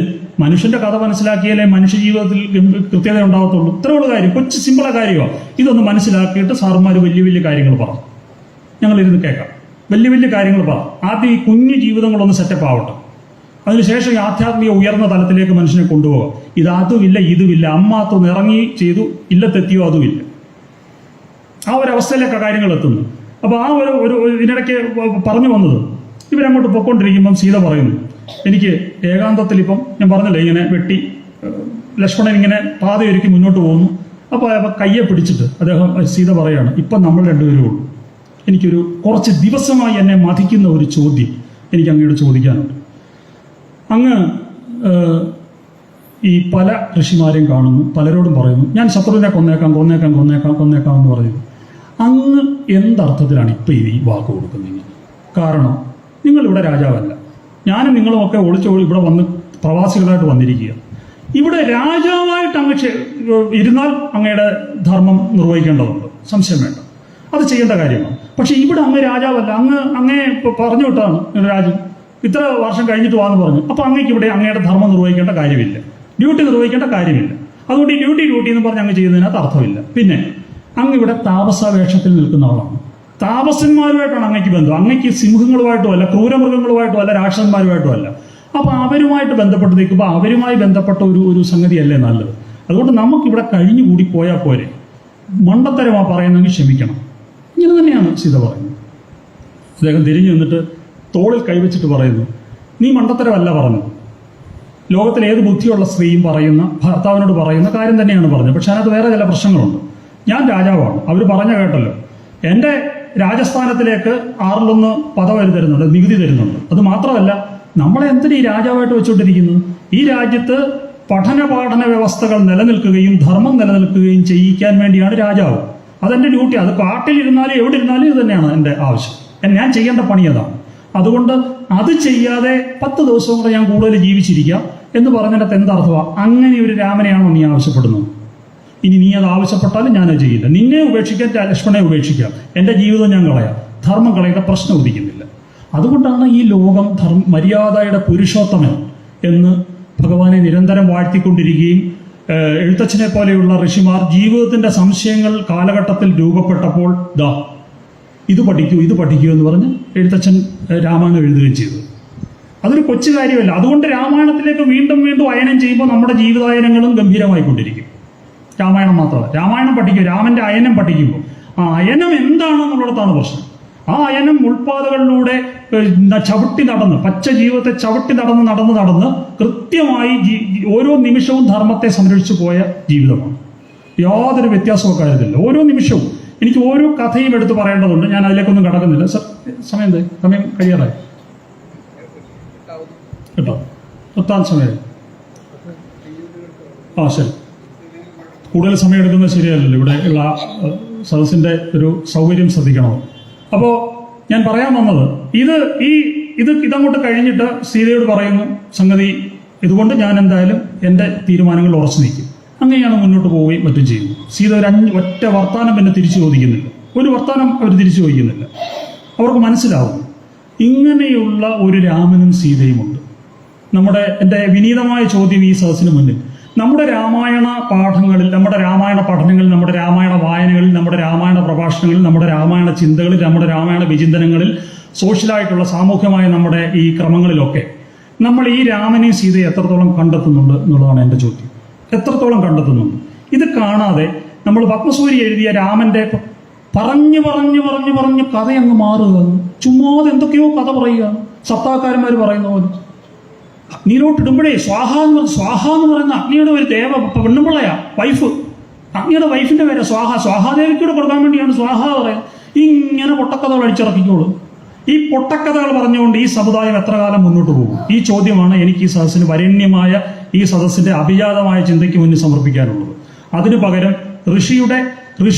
ഋഷിമാരെഴുതിയ ഈ നാട്ടിലെ വരിഷ്ഠന്മാരായ ഋഷിമാരെഴുതിയ പുസ്തകങ്ങളിലേക്ക് തിരിച്ചു പോവുക. നത്താരിൽ മാതണിയും അത്താമര കുസുമൊത്താഭയുള്ള അടികളൻ അകതാരിനുള്ളിൽ വരികത്തായി വന്നമര വിത്തായ മൂലമുരുക എന്ന് പറയുമ്പോൾ എന്തിലേക്കാണ് നമ്മളെ കൊണ്ടുപോകുന്നത്? സുബ്രഹ്മണ്യൻ എന്ന പ്രതീകത്തിലൂടെ. നത്താരിൽ മാതണിയും അത്താമര കുസുമൊത്താഭയുള്ള അടികളൻ ഉൾത്താരിനുള്ളിൽ അരികത്തായി വന്ന അമരവിത്തായ മൂലമുരുക എന്ന് പറയുമ്പോൾ ആ സാധനം ഇതിലേക്ക് കൊണ്ടുപോകുന്നത് നമ്മൾ പഠിക്കേണ്ടത് വൈദികമായ പദ്ധതിയിലേക്കാണ് കൊണ്ടുപോകുന്നത്. ഋഷി എഴുതിയ ഒരു പാഠവും നമ്മളെ ഡിസ്റ്റോർട്ട് ചെയ്യത്തില്ല. മറിച്ച് ഇന്നത്തെ പുതിയ ചങ്ങാതിമാരുടെ പ്രവചനങ്ങളിൽ നാണ് നമുക്ക് മുഴുകുന്നത്. എന്താ കാര്യം? നമുക്ക് പെട്ടെന്ന് എടുത്തു വെച്ച് പഠിക്കാവുന്ന തങ്കപ്പന്റെയും തങ്കമ്മയുടെയും കഥയാണത്. അവിടെയാണ് പ്രശ്നം കിടക്കുന്നത്. കാരണം അത് സിമ്പിളാണ്, നമുക്ക് മനസ്സിലാവും, പെട്ടെന്ന് നമുക്ക് സുഖം കിട്ടും. ഈ സുഖമല്ല, മറിച്ച് നമ്മൾ സുഖിക്കുന്ന തലങ്ങൾ അല്ല ജീവിതത്തിന്റെ യഥാർത്ഥ സുഖം. അല്പത്തിൽ സുഖമില്ല എന്നാണ് ഉപനിഷത്ത് പറയുന്നത്. ചെറുതിലല്ല സുഖം വലുതാണ്. നമ്മൾ മുമ്പേ ചൊല്ലിയ പ്രാർത്ഥനയാണ് സുഖമെന്നാണ്, സുഖത്തിൽ വാഴണം എന്നാണല്ലോ. ആ സുഖം കിട്ടണമെങ്കിൽ വലിയതിനോട് ചേർന്ന് നിൽക്കണം. വലിയതിനോട് ചേർന്ന് നിൽക്കാൻ എന്നെ പ്രേരിപ്പിക്കുന്നിടത്താണ് രാമായണം നിലനിൽക്കുന്നത്. ഞാൻ എന്താണ്? ഇപ്പം നമ്മൾ ഈ ജന്മന എല്ലാവരും ബ്രഹ്മമാണ്. ഈ നാട്ടിലെ ഒരു പ്രത്യേകത ഏതാണ്? സർവമാന മനുഷ്യനും ബ്രഹ്മം. ഇതൊന്നും തിരിച്ചറിഞ്ഞാൽ മതി എന്നാ പറയും. ഞാനൊന്ന് അറിഞ്ഞാൽ മതി എന്നാ പറയുന്നത്. എളുപ്പമായല്ലോ, ആരും അറിയത്തില്ല, വലിയ ബുദ്ധിമുട്ടാണ് അറിയാൻ. കാരണം ഞാൻ ഈ ബ്രഹ്മമൊന്നുമല്ല. ഈ ബ്രഹ്മവും ഞാനൊരു തെണ്ടിയാണ്.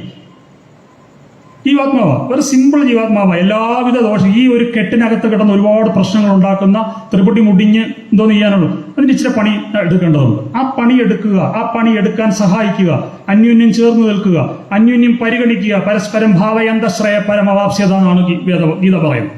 എന്താ? അന്യോന്യം ചേർന്ന് നിന്നുകൊണ്ട് പരസ്പരം ഭാവനം ചെയ്യുന്നിടത്ത് മാത്രമേ പരമോത്കർഷം ഉണ്ടാകത്തുള്ളൂ. അതുകൊണ്ട് അത് തന്നെയാണ് ഭഗവാൻ യേശുദേവൻ പറഞ്ഞത്, നിങ്ങൾ 3 പേർ ചേർന്ന് നിന്ന് പ്രാർത്ഥിക്കുന്നിടത്ത് ഞാൻ ഉണ്ടാകും എന്ന് പറഞ്ഞു. അത് വളരെ പ്രധാനപ്പെട്ട ഒരു തത്വമാണ്, ഒരു ജീവിത പ്രശ്നമാണ്. ആ ചേർന്ന് നിൽക്കുന്ന, നമ്മളെ ചേർന്ന് നിർത്തുന്നത് പൊട്ടം കഥയാകരുത്. നമ്മളെ ചേർന്ന് നിർത്തുന്നത് ജീവിതത്തിന്റെ സനാതനമായ നിയമങ്ങളാണ്. അത് പരമ്പരയായി പകരുന്നത് സനാതനമായ നിയമമാവണം. സനാതനമായ നിയമങ്ങൾ ഇത്തരം വിഷലിപ്തമായ ഈ സംഗതികൾ തിരിച്ചറിയണം. ഈ പൊട്ടക്കഥകളല്ല സമൂഹം പഠിപ്പിക്കേണ്ടത്. പൊട്ടക്കഥ പഠിപ്പിച്ചാൽ അടുത്ത തലമുറ രാമനിൽ നിന്ന് അകലത്ത്, രാമനിൽ നിന്നും കൃഷ്ണനിൽ നിന്നും അകന്ന ഒരു തലമുറ ഇന്ത്യയിൽ ഉണ്ടായാൽ ഇന്ത്യയുടെ പാരമ്പര്യം ഇല്ലാതാവും. നിങ്ങളിവിടെ എത്ര ഗുരുദേവ ക്ലാസ് നടത്തിയിട്ടും ഭഗവാനിലേക്ക് അടുക്കത്തില്ല, ഒരു സംശയവും വേണ്ട. നമ്മുടെയൊക്കെ പ്രധാനപ്പെട്ട പ്രശ്നം വരുന്ന തലമുറ ഇതിലേക്ക് പഠിക്കുന്നു. അവർ 50 വയസ്സായിട്ട് ഇത് പഠിച്ചിട്ട് കാര്യമില്ല. അതാണ് പ്രശ്നം. അവരുടെ ജീവിതത്തിന്റെ നല്ല സമയത്ത്, അവരുടെ ആത്മരേതസ്, അതിന്റെ ഗംഭീരമായ അങ്കിരസ്, അതിന്റെ വലിയ പ്രഭാവത്തിൽ നിൽക്കുന്ന സമയത്ത് വേണം ഇത് പഠിക്കാൻ. എങ്കിൽ മാത്രമേ അവരുടെ ജീവിതത്തിന്റെ പുഷ്കല അവസ്ഥകൾ ഉണ്ടാകത്തുള്ളൂ. അല്ലാതെ പ്രായം ചെന്ന് കഴിഞ്ഞിട്ട് ഇത് പഠിച്ചിട്ട് എന്താ കാര്യമില്ല എന്നല്ല പറയുന്നത്. അതിനേക്കാൾ വലിയ കാര്യം അവർക്ക് കിട്ടുന്ന സമയത്ത് ഇത് കിട്ടണം. അപ്പൊ അവരുടെ ജീവിതത്തിൽ അവരുടെ പ്രക്രിയകളെല്ലാം പൂർണ്ണമാവും, കൃത്യമാവും. അവിടൊക്കെ അത് കിട്ടണമെങ്കിൽ ആദ്യം ചെയ്യേണ്ടത് രാമായണവും ഭാരതവും പഠിപ്പിക്കുക എന്നത് തന്നെയാണ്. രാമായണവും ഭാരതവും പഠിപ്പിക്കുക, സംശയമൊന്നുമില്ല. യതിഹാസ്തി തദന്യത്ര എന്നെ ഹാസ്തി നക്വചിത് എന്ന് പറയും. ഇതിലുള്ളത് നിങ്ങൾക്ക് എവിടെയെങ്കിലും കണ്ടേക്കാം, ഇതിലില്ലാത്തത് നിങ്ങൾക്ക് എങ്ങും കാണാൻ പറ്റത്തില്ല എന്നുള്ളത് ഓരോ ദിവസവും ബോധ്യപ്പെട്ടുകൊണ്ടിരിക്കുന്ന ഒരു എളിയ പഠിതാവാണ് ഞാൻ. എനിക്കത് നല്ല ഉറപ്പിച്ചു പറയാൻ പറ്റും. നമുക്ക് ജീവിതത്തിന്റെ, സാഹിത്യത്തിന്റെ, കലയുടെ മുഴുവൻ പ്രശ്നങ്ങളും എക്കാലത്തേക്കും സനാതനമായി ചർച്ച ചെയ്തിട്ടുള്ള പുസ്തകങ്ങളാണ്. ഇതിനകത്ത് ഓരോ പാഠങ്ങൾ എടുത്തു വെച്ച് പഠിപ്പിക്കണം. ആ പഠിപ്പിക്കൽ തന്നെയാണ് പ്രധാനപ്പെട്ട കാര്യം. അത് പഠിപ്പിക്കുക, അതിന് കൃത്യമായ പ്രകരണങ്ങൾ ഉണ്ടാക്കി, ആ പ്രകരണ കൃതികൾ പഠിപ്പിക്കുക. ഇപ്പം ഭഗവാൻ ഋഷി നാരായണന്റെ സ്തോത്രകൃതികളുണ്ട്, ഓരോ പ്രധാനപ്പെട്ട സ്തോത്രകൃതികളുണ്ട്, അത് പഠിപ്പിക്കുക. അങ്ങനെ കൃത്യമായ ഒരു കരിക്കുലത്തിലൂടെ അതിന് ഏറ്റവും നല്ല സേതു എന്ന് പറയുന്നത് നമ്മുടെ ഈ തലമുറയെ നമ്മുടെ സംസ്കാരത്തിന്റെ ഭൂതകാലത്തിലേക്ക് ബന്ധിപ്പിക്കാൻ പറ്റുന്ന ഏറ്റവും വലിയ സേതു ഭഗവാൻ രാമൻ തന്നെയാണ്. ധർമ്മസേതു എന്ന് ഞാനല്ല വിളിച്ചിട്ടുള്ളത്, നിങ്ങളല്ല, ഭഗവാൻ രാമാനന്ദ സ്വാമികളാണ് അദ്ദേഹത്തെ ധർമ്മസേതു. ധർമ്മത്തിന് എക്കാലത്തും സേതുവാണ്. ധർമ്മത്തിന് നമ്മളെ ബന്ധിപ്പിക്കുന്ന, ധർമ്മത്തിലേക്ക് ബന്ധിപ്പിക്കുന്ന പാലമാണ്. അത് ഏത് സാഗരത്തിന്റെ ഇതിലൂടെയും നിങ്ങളെ കൊണ്ടുപോകും. ഏത് സാഗരത്തിലേക്ക് നിങ്ങളെ തമസ പരസാ സ്വസ്തി എന്ന് ഉപനിഷത്ത് പറയുന്ന പോലെ തമസിനി അക്കരെ എത്താൻ നിനക്ക് ഞാൻ സ്വസ്തി പകരുന്നു എന്ന് പറയുന്ന ഋഷിയുടെ വാചകം എപ്പോഴും രാമൻ ഇങ്ങനെ പറഞ്ഞുകൊണ്ടിരിക്കുന്നതായിട്ട് നമുക്ക് കാണാം. ഭഗവാൻ നമ്മളെ അക്കരെ എത്തിക്കും. സീത, ലക്ഷ്മണൻ, ഓരോന്നും ഓരോ വലിപ്പമാണ്. ഇപ്പം ഭഗവാൻ ഒരു ദിവസം വിഭീഷണൻ വരുമ്പം പറയുന്നുണ്ട്, ഇവൻ ചതിക്കും എന്നൊക്കെ സുഗ്രീവൻ പറയുന്നുണ്ട്. സുഗ്രീവ് ഒരു വലിയ ചർച്ചയാണ് നടക്കുന്നത്. അതൊക്കെയാണ് ഭയങ്കര രസകരം. 2 പക്ഷമാകുന്നു. ഹനുമാൻ മാത്രമാണ് പറയുന്നത് ഇവൻ ഇവന്റെ സ്നേഹത്തിലൊന്നും നമ്മൾ വിശ്വസിക്കണ്ട. എന്തായാലും ഇവൻ ചേട്ടൻ മുടിയെന്ന് പറഞ്ഞിട്ടാണ് വന്നത്. ഇവന് ചേട്ടൻ മുടിയാതെ നിൽക്കാൻ ആഗ്രഹം ഉണ്ടായിട്ടാണല്ലോ വന്നത്. നമ്മുടെ ഭാഗത്തെ ശക്തിയൊന്നും ഇവനറിയാം. അപ്പൊ എന്തായാലും ഇവൻ നമ്മളെ ചതിക്കത്തില്ല. നമ്മളെ ചതിച്ചാൽ ഇവന് ഇവിടെ നിൽക്കാനൊക്കത്തില്ല. ഹനുമാന്റെ ആ മാനേജ്മെന്റ് തിയറി പോകുന്നത് അങ്ങനെയാണ്. അതുകൊണ്ട് ഇവനെ നമുക്ക് തൽക്കാലം എന്തായാലും വിശ്വസിക്കാം. പിന്നെ നമുക്ക് മനസ്സിലാവുമല്ലോ, നമ്മൾ മനുഷ്യനെ കണ്ടു വളർന്നവരാണല്ലോ, മനസ്സിലാക്കാം. പരചിത്തത്തെ നമുക്ക് പതുക്കെ ഗ്രഹിച്ചെടുക്കാം. രാമനും പറയുന്നു, എനിക്കും ഇവൻ പറഞ്ഞതിനോടാണ് യോജിപ്പ്. ഇങ്ങനെയൊക്കെ ചർച്ചകൾ നടത്തിയാണ്. അല്ലാതെ നമ്മൾ ഭഗവാൻ ഒറ്റ നോട്ടത്തെ തിരിച്ചറിയുന്നൊക്കെ ഇവിടെ എഴുതി കളയും. ഒറ്റ നോട്ടത്തിൽ ഭഗവാനാണല്ലോ. എന്നാ പിന്നെന്തിനാ സീതയെന്നും പറഞ്ഞ് കരഞ്ഞത്? എങ്ങോട്ട് പോയി ഇവളൊന്നും അറിയത്തില്ല. അപ്പോഴാണ് എന്തറിയുന്നത്, ആശ്രമത്തിൽ വന്നിട്ട് സീതയെ വാങ്ങിച്ചു കഴിഞ്ഞു. ഇങ്ങനത്തെ പാവപ്പെട്ട മനുഷ്യന്റെ കഥയാണ് ഈ രാമായണം. അല്ലാതെ നിങ്ങൾ പറയുന്ന പോലെ കുറെ പൊട്ടക്കഥയുടെ സാധനമല്ല രാമായണം. ശരി, ഇത് കൃത്യമായി നമുക്ക് തെക്കോട്ട് പോകാം എന്ന് പറഞ്ഞു പോവാണ്. അങ്ങനെ പ്രകൃതിയോടും മനുഷ്യനോടും ചുറ്റുമുള്ളതിന് ഓരോന്നിനോടും ഹൃദയം കൊണ്ട് ഇടപെട്ട ഒരു മഹാജീവിതത്തിന്റെ കഥയാണ് രാമായണം. നിസ്സാരമായ കഥയല്ലത്. അതാണ് ഋഷി നമ്മളോട് പറയാൻ ആഗ്രഹിക്കുന്നത്. അതുകൊണ്ട് ഓരോ മനസ്സും നമ്മൾ അതിലേക്ക് എടുക്കേണ്ടതുണ്ട്. ഞാൻ പറഞ്ഞു വന്ന ഒരു കാര്യം കൂടെ പറഞ്ഞു നിർത്താം, നമ്മൾ മാറിപ്പോയുണ്ട്. ഈ ചോദിക്കുമ്പം ഈ വിഭീഷണൻ വന്നപ്പോൾ ഞാൻ പറഞ്ഞല്ലോ 2 കണ്ണവായി ഇവനെ വേണം എന്നൊക്കെ പറയുമ്പോൾ ഭഗവാൻ പറയുന്ന ഒരു കാര്യമുണ്ട്. എല്ലാവരെയും പൂർണ്ണമായിട്ടും ഒന്നും നമുക്ക് ഇത് ചെയ്യാൻ പറ്റത്തില്ല. ലോകത്ത് ആരും അങ്ങനെയില്ല. അതായത് ഹനുമാനെ പോലൊരു സേവകൻ, എൻ്റെ ഭരതനെ, മമ ഭരതൻ, എൻ്റെ ഭരതനെ പോലൊരു അനുജൻ, സുഗ്രീവ നിന്നെപ്പോലൊരു കൂട്ടുകാരൻ, അങ്ങനെയൊന്നും എൻ്റെ സീതയെപ്പോലൊരു ഭാര്യ, അങ്ങനെയൊന്നും എപ്പോഴും ഒന്നും കിട്ടത്തില്ല. പക്ഷെ നമ്മൾ പരമാവധി മറ്റുള്ളവരിൽ നമുക്ക് നിശ്രേയസ് ഉണ്ടാക്കിയെടുക്കാമെന്നാണ് പറയുന്നത്. നമുക്ക് പരമാവധി നമ്മുടെ ഭംഗി, നമ്മുടെ നന്മ കൊണ്ട് മറ്റുള്ളവരിൽ കുറച്ച് നന്മ ഉണ്ടാക്കിയെടുക്കുക. അവരെ അങ്ങനെ അവിശ്വസിക്കണ്ട. പിന്നെ അവനെന്തോ ചെയ്യുമെന്ന് എനിക്കറിയാം, എൻ്റെ കൈക്കരുത്തിൽ എനിക്ക് നല്ല വിശ്വാസമുണ്ട്. അതാണ് പൗരുഷം. അതാണ് പൗരുഷം. തകർന്ന് തരിപ്പണമായി നിൽക്കുമ്പോൾ രാവണനോട് പുള്ളി പറയുന്നുണ്ട്, ഇവിടെ തന്നെ പോലെ കൂടെ യുദ്ധത്തിൽപ്പെട്ട വിശ്വസിക്കുന്നവനല്ല ഞാൻ, എനിക്ക് ബലമുണ്ട്, എനിക്ക് ബലത്തെക്കുറിച്ച് നല്ല ബോധ്യമുണ്ട്. നീ പോയി വിശ്രമിച്ച് കുളിച്ച് ഒരുങ്ങി സെൻറ്റുമൊക്കെ അടിച്ചിട്ട് വാ, നിന്നെ ഇപ്പം എനിക്ക് കൊല്ലാൻ ഞാൻ കൊല്ലത്തില്ല എന്ന് പറഞ്ഞു വിടുക. ഇങ്ങനെ ജീവിതത്തിന്റെ ചിത്രങ്ങളാണ് ഓരോന്നും ഓരോ ഇടത്തും കാണിക്കുന്നത്. ഓരോ തലത്തിലും ഓരോ ഇഞ്ചിലും രാമായണം കാണിക്കുന്നു.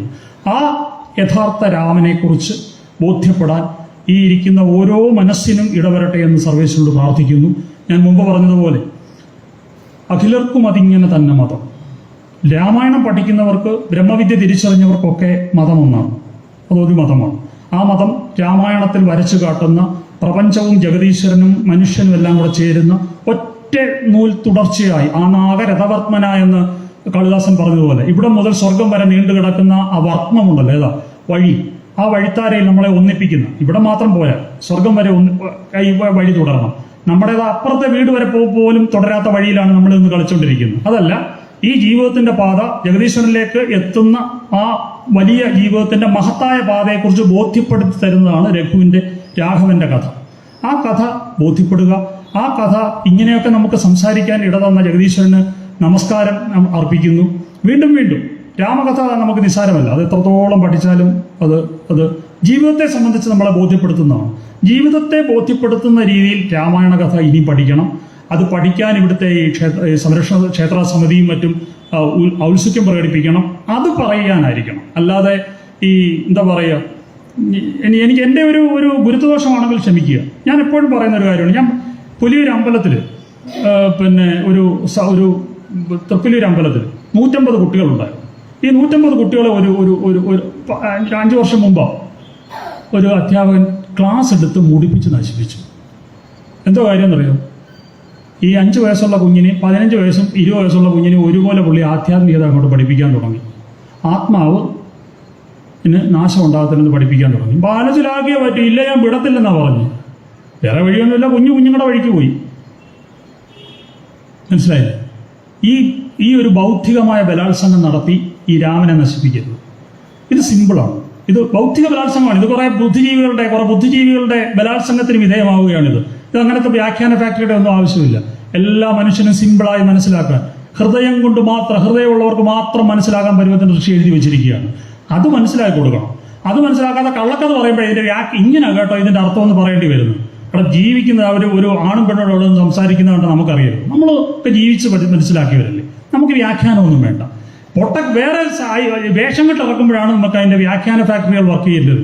അത്തരം വ്യാഖ്യാന ഫാക്ടറികൾക്ക് അപ്പുറത്ത് ഋഷിയുടെ സനാതനമായ സാഹിത്യത്തെയും ധർമ്മത്തെയും തിരിച്ചറിയാൻ ഇവിടെ ഇരിക്കുന്ന ഓരോരുത്തർക്കും ഇടവരട്ടെ.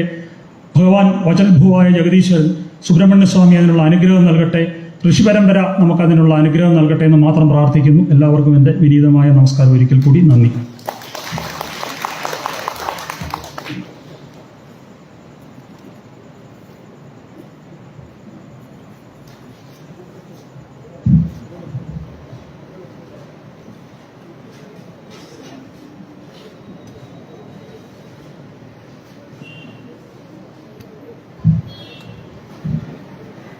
എല്ലാവർക്കും നമസ്കാരം.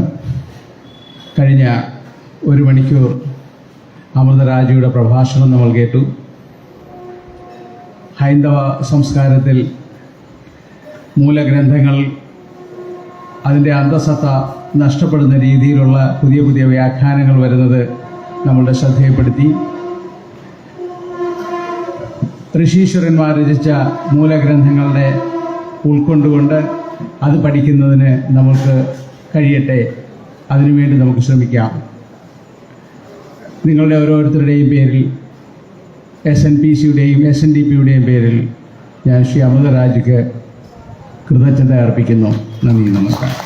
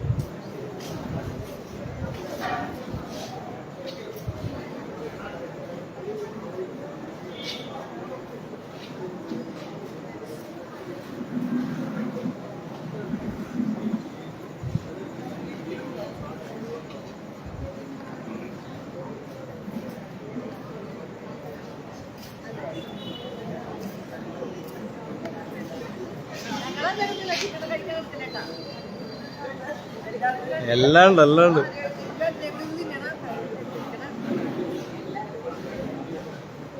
ഇടയ്ക്ക് എടുത്ത് നോക്കിയാൽ മതി, ഇടയ്ക്ക് നോക്കിയാൽ മതി ഫേസ്ബുക്ക്.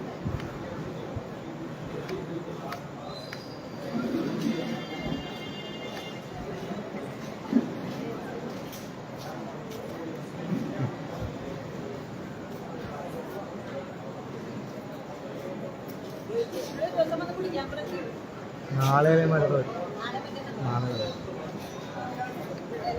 നാളെ ഹിന്ദു ഒക്കെ വരും.